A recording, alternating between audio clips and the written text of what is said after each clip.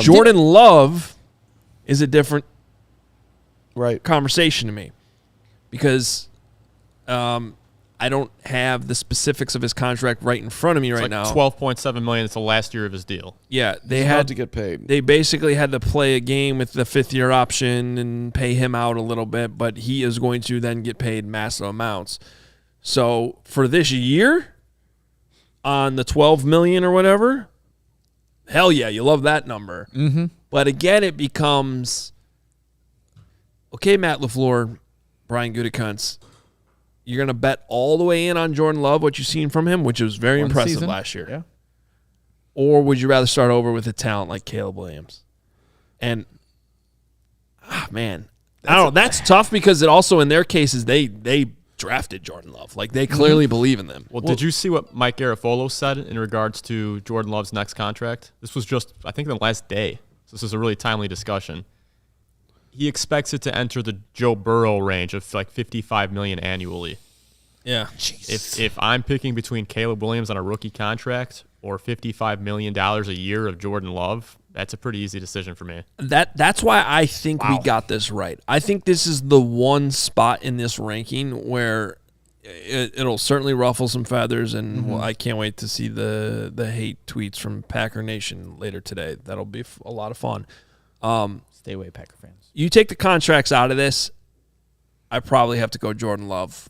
You know, as hard as that. I don't know. Really well last year, man. I think there is even an argument there that Caleb would still be the guy you take. But I think once you throw the contracts in, you do have to go Caleb Williams, and I actually don't even think it's that close. Well, I also think about it this way: put Caleb Williams with Matt LaFleur in that offense. Can he do what Jordan Love did? You know, with that one season of actual experience, can he do that? I would think he could, just because of who Caleb Williams is and what he did in college and how it can translate. So I also think of it that way, but I get it. It's a tough conversation. You gotta. I mean, look, the Packers are in a good spot as far as the Bears are concerned that they need to pay Jordan now.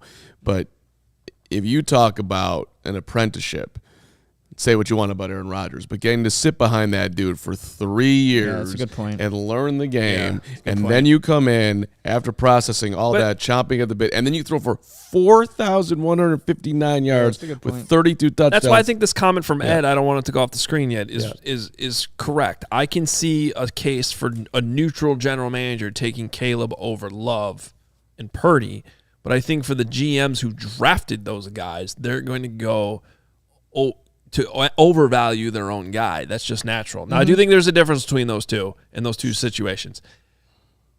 One is a first-round pick that got drafted with Aaron Rodgers still on the roster. That was a gutsy pick.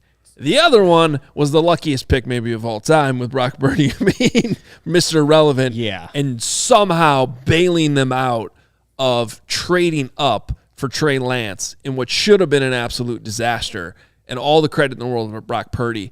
But in those two situations, it's a lot easier to say goodbye to Brock Purdy than it is, to your point, Carm, what you put on the line for Jordan Love, then had to say goodbye to Aaron Rodgers out of all that, to then flip and just be like, a year later, we're going to take Caleb Williams. Like, I don't think the Packers would do that.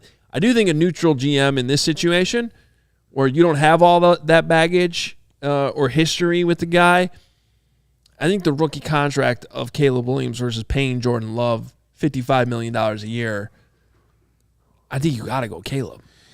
Yeah, I wouldn't disagree with that, but another reminder on Love, and I don't want to make this a love fest, but look, their leading receiver last year was anybody know? Jaden Reed with 793 yards. Then, I remember him. Yeah, and then I wanted the Bears to draft him. He was good. Yeah, well, good Senior Bowl guy. That's not marquee guy in the league. Then Romeo Doubs, 674. Then Dontavian Wicks.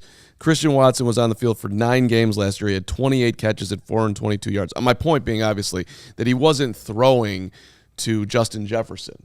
The guy, you got to give the dude deserves his props. He deserves all his flowers. He had an awesome season last year. For the record, in this in the PFF current quarterback rankings, they have Jordan Love 11 at the top of tier 4 of the melting pot of starters. And this is actually at the end of that tier is where Caleb Williams was at 19. So I think this is the kind of the group of players, as I was talking about, spot. Yeah, you can make some arguments based on the situations what they would do. We all silly like the mayor.